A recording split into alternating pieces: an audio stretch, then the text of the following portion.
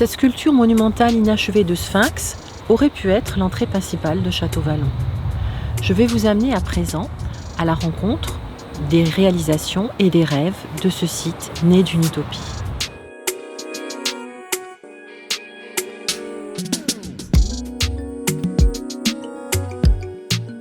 Bonjour, je m'appelle Valérie Michel Fauré, je suis professeure d'histoire et de théorie des arts à l'École supérieure d'art et de design de Toulon, Provence-Méditerranée, et j'ai réalisé ma thèse de doctorat sur l'histoire du centre culturel de Château-Vallon.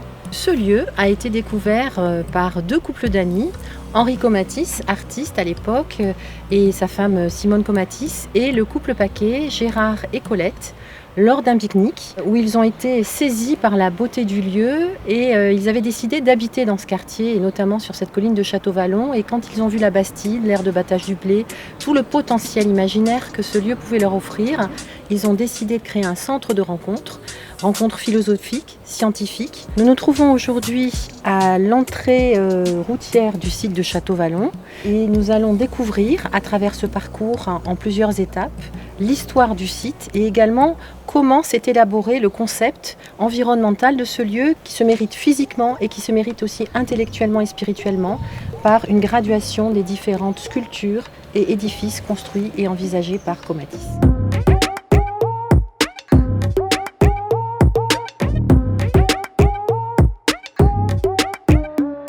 Nous entrons dans l'ethno-écosystème de Château-Vallon, qui est un site qui a démarré en tant que domaine à la fin du XVIIe siècle, qui est issu de ce que la Renaissance a connu, c'est-à-dire l'histoire des Bastides, qui étaient soit des résidences d'été à la campagne, soit des domaines agricoles avec bergerie, potager et exploitation en restanques. On voit bien que les restanques du site de Château-Vallon sont restés en quelque sorte dans leur jus. Ce territoire est principalement peuplé d'oliviers devenus sauvages, de pinèdes qui sont dus aux différents incendies qui ont eu lieu sur cette roche, et également d'arbustes qui sont venus s'enraciner, notamment autour de la Bastide, sur le roc à vif. Et donc il y a une inscription forte du végétal qui va être un lieu de réflexion pour Henri Comatis sur la manière dont il pouvait intégrer une architecture à la fois signifiante et en même temps totalement en immersion dans ce paysage naturel.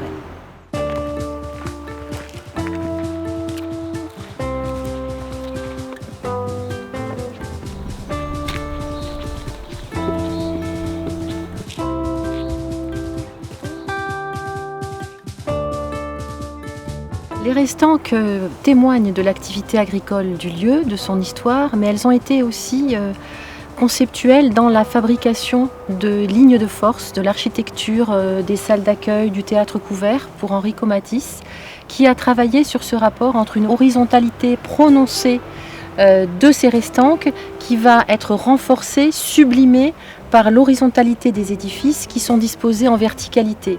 Donc tout pour lui était une question d'équilibre entre cette nature, cette structuration agricole et l'objet culturel qui allait s'imposer dans ce paysage et s'intégrer.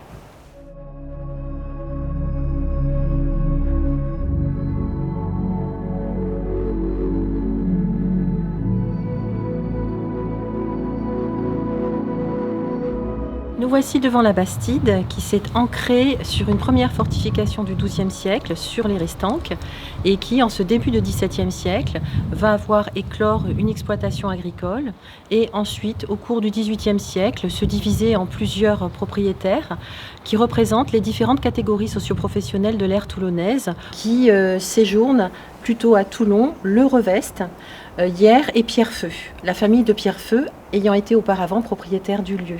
Donc ce Château-Vallon, parce que ça s'écrit en deux mots au départ, a une évolution vers un mitage progressif des parcelles, un territoire qui devient de plus en plus multiple, qui tombe en abandon au cours du XIXe siècle et qui, dans les années 1880, va être un pôle d'intérêt pour la ville d'Olioul, qui a une forte pression horticole et qui trouve en ce poumon vert une réserve forestière qui lui sera fort utile comme poumon vert du XXe siècle et du XXIe siècle, parenthèse enchantée, environnement d'aménité pour cette métropole qui est en pleine mutation.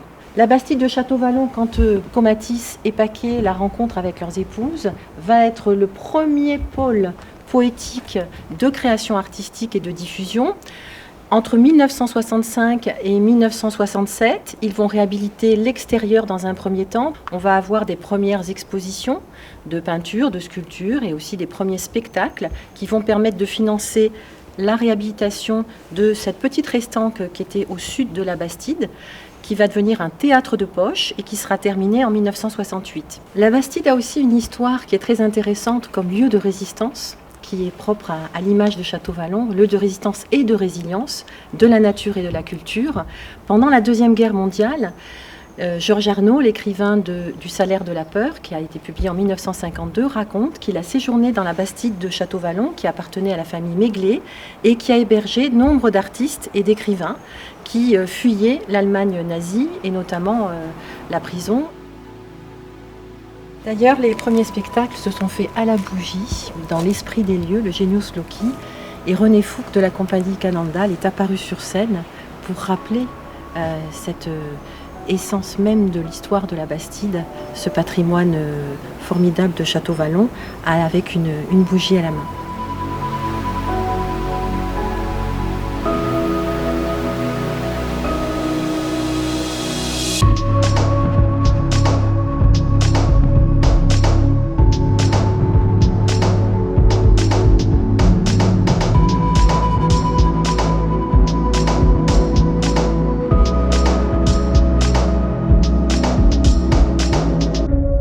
Nous sommes au seuil de cet espace sacralisé par Enrico Matisse, cet espace du site de Château-Vallon.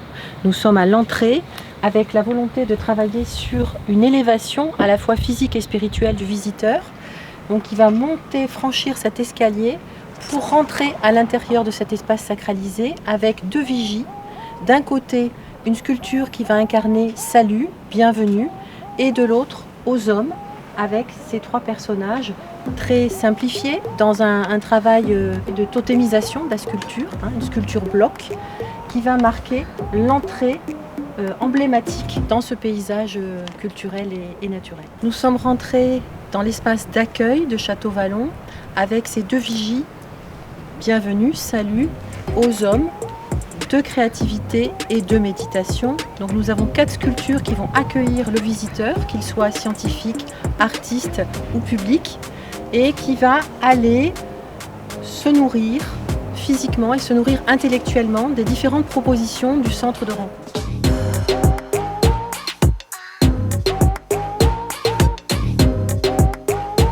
Donc l'espace d'accueil a été réalisé entre 1967 et 1970. Il a été financé en grande partie par les premiers spectacles qui étaient donnés à la Bastide. Et il va permettre à Enrico Matisse de créer une première respiration spatiale pour le visiteur qui va pouvoir se promener, contempler la nature et en même temps voir cette architecture emblématique se refléter dans le bassin qui est un bassin d'agrément qui a un effet miroir et en même temps permet d'avoir un effet de transparence de l'eau qui renvoie à la transparence des vitres. L'artiste a choisi d'articuler cette architecture modulaire en 3 salles qui vont se jouxter. Et ces 3 salles en pierre massive taillée avec un équarrissage simple par des maçons bénévoles italiens et portugais qui viennent donner main forte à ces hurluberlus utopistes et écologistes qui veulent créer un lieu emblématique dans cette campagne d'Olioul.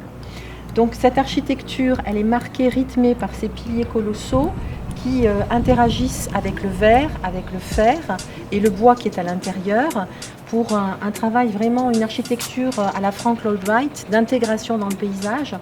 Et cette horizontalité très marquée des édifices renvoie aussi à l'inspiration méditerranéenne de Comatis, qui est un fou de civilisation méditerranéenne telle que Mycène, Knossos, l'architecture égyptienne. Donc il y a aussi à regarder de ce côté-là, à la fois dans le concept d'ensemble qui évoque la cité grecque, l'amphithéâtre que l'on verra tout à l'heure qui évoque le temple de Delphes et les temples mycéniens qui sont ici reconfigurés dans cet espace provençal à travers le regard du plasticien. Cet espace d'accueil donc va être dans un premier temps, première salle, une billetterie, et on aura également cette immense salle qui va servir pour les séminaires, les conférences, les expositions et la troisième salle qui est un restaurant-bar qui va permettre au public de rencontrer les artistes, d'échanger avec les acteurs de Château-Vallon aussi, les acteurs de ce territoire, et qui va être un lieu de convivialité. Donc aujourd'hui, la fonction du lieu est assez proche au niveau de la première salle, qui reste un accueil billetterie,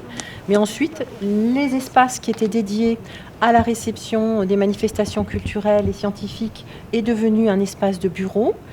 Cet espace qui était dédié à la restauration est aujourd'hui un lieu de restauration pour le personnel et pour les acteurs qui sont en résidence aujourd'hui dans la Bastide. Le restaurant lui-même a été déplacé au théâtre couvert.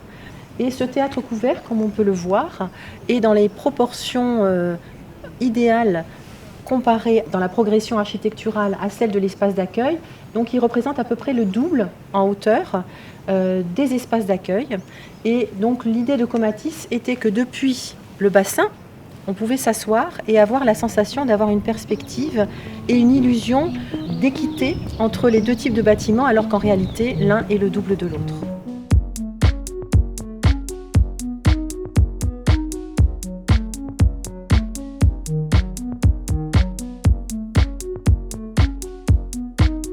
Ici, nous sommes dans l'amphithéâtre de plein air qui a été construit pendant la période archaïque de Château-Vallon entre 1965 et 1974.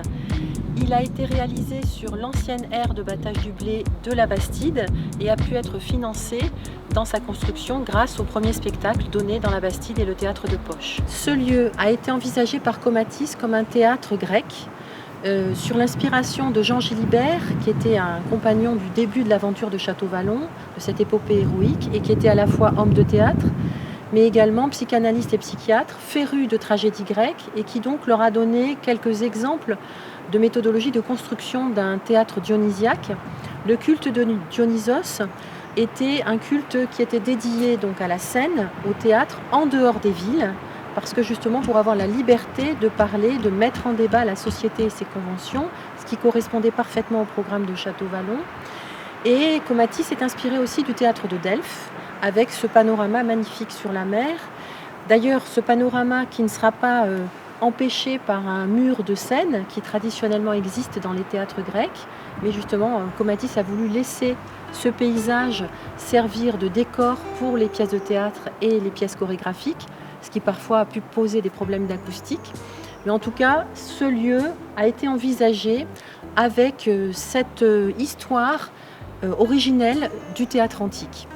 Nous allons maintenant voir les œuvres qui constituent ce sanctuaire, parce que justement, Comatis a envisagé cet espace comme un lieu rituel de célébration du théâtre, de la danse, de la musique et de l'art en général, avec un premier groupe de sculptures qu'il a réalisé dans un style que l'on pourrait qualifier de gréco-pasquan, à la fois primitif et en même temps féru de toute l'origine antique de la sculpture occidentale et méditerranéenne.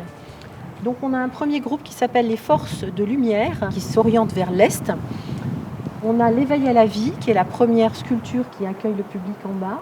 Et ensuite, on a 3 sculptures qui graduellement signifient l'initiation, la révélation, la renonciation.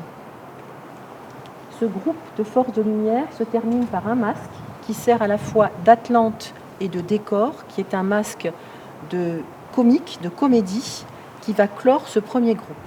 De l'autre côté, les forces des ténèbres, dans lesquelles on trouve tout en bas les ténèbres. Ensuite, on a un groupe de 3 sculptures qui graduellement signifient le doute, l'angoisse, la folie. Ce groupe se termine par le masque de la tragédie. Il est surplombé du naos qui va être construit plutôt dans la phase environnementale de Château-Vallon, entre 75 et 80, et qui permet d'avoir une cabine technique nécessaire à la régie des spectacles. Et nous trouvons 2 groupes de 6 sculptures. D'un côté, les pleureuses, qui vont être légèrement en travers, qui ne sont pas face à nous en frontalité, mais qui vont être plutôt dans un esprit diagonal. Et de l'autre côté, les forces de résurrection. Alors ces formes de résurrection, comme on peut le voir, sont supérieures aux pleureuses. Donc Comatis a voulu exprimer cette relation entre la vie et la mort, les forces et les énergies de la nature, le cycle de la nature, qui influent sur le cycle de l'homme et de sa création.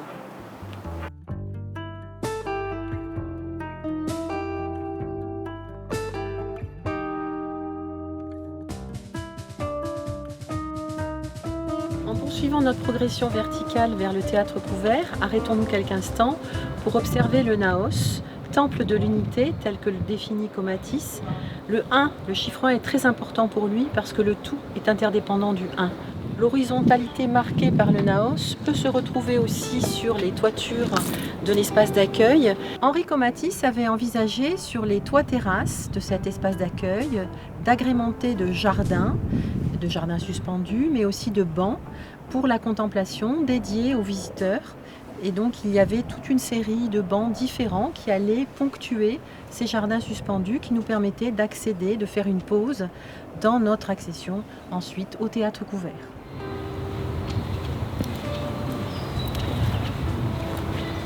Nous arrivons à présent au théâtre couvert qui a été pensé par Henri Comatis comme un palais monumental, antre de la création artistique.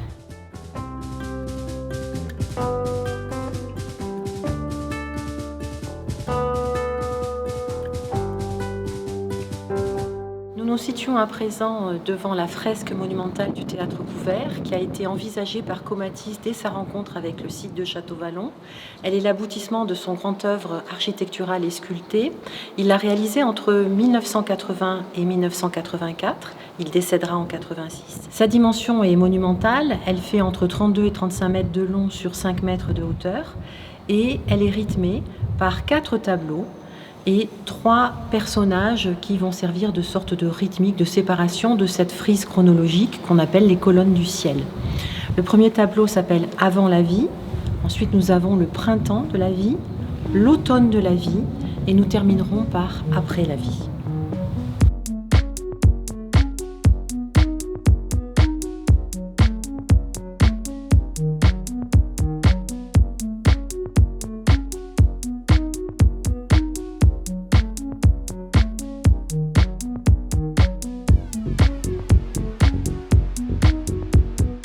Pour comprendre le concept de Château-Vallon et la pensée d'Henri Comatis, il faut savoir qu'il s'est inspiré du péripathétisme. Le péripathétisme, c'est la philosophie aristotélicienne qui consiste à marcher et penser, philosopher en mouvement, échanger en mouvement, activer et oxygéner son cerveau pour mettre sa pensée dans une interaction avec le vivant qui nous entoure.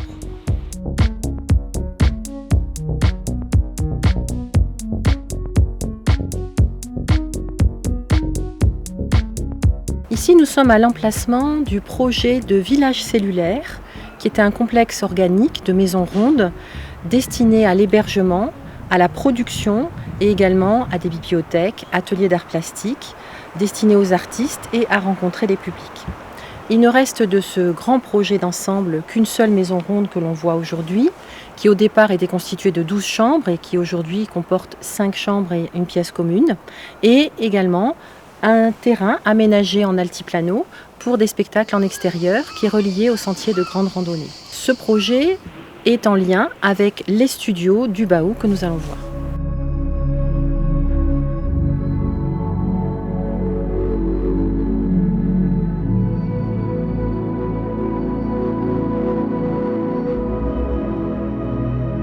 Nous sommes à présent devant les studios, le petit et le grand Baou, qui ont été conçus pour être des espaces de travail, de répétition et aujourd'hui également de représentation, avec à côté la carrière du Baou, qui est un lieu de représentation extérieure. Ils étaient à l'origine conçus comme studios de travail pour les ateliers d'art plastique, mais aussi pour un projet qui dans un premier temps était une université des arts située dans la vallée, qui a avorté et qui dans les années 80 a trouvé une renaissance dans une future école d'art appliqué qui malheureusement n'a pas vu le jour et dont nous avons ici les premiers jalons. Vous pourrez constater que l'architecture est significative d'une autre époque que l'époque archaïque des premiers bâtiments, notamment les espaces d'accueil ou de l'époque environnementale et du théâtre couvert. Nous avons ici un rapport strict, orthogonal, horizontal, vertical de l'édifice au plan de cette restanque et également l'appareillage de pierre qui est abordé de manière différente non pas avec un équarrissage simple, mais avec une échelle des pierres plus petite et plus soignée. Et nous allons maintenant voir d'autres pistes inachevées qui sont peut-être en devenir un peu plus bas dans la vallée.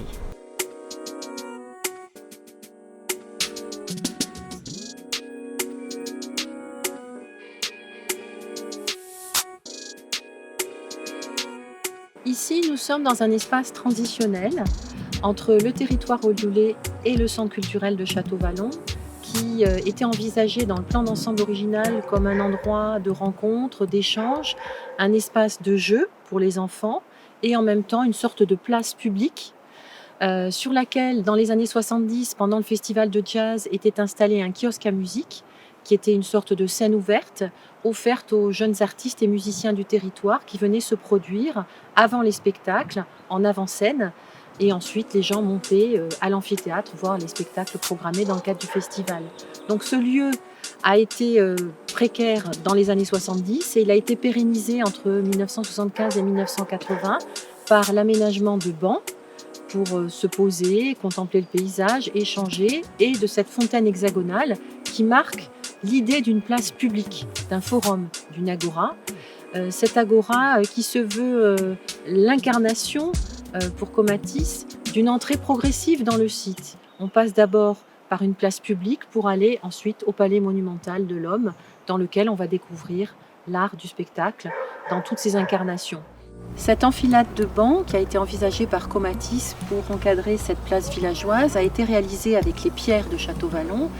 Ils ont été conçus en relief dans le paysage pour contempler la colline de Château-Vallon et ils ont leur pendant en contrebas. Nous sommes ici dans l'autre série de bancs qui sont en contrepoint, en creux, dans cette restanque fabriquée pour permettre de contempler la colline de la Baratonne, qui signifie colline sacrée, qui est en face du site de Château-Vallon et depuis laquelle Comatis et Paquet, ayant construit leur maison en face du site, pouvaient observer petit à petit la construction de l'ensemble architectural et paysager.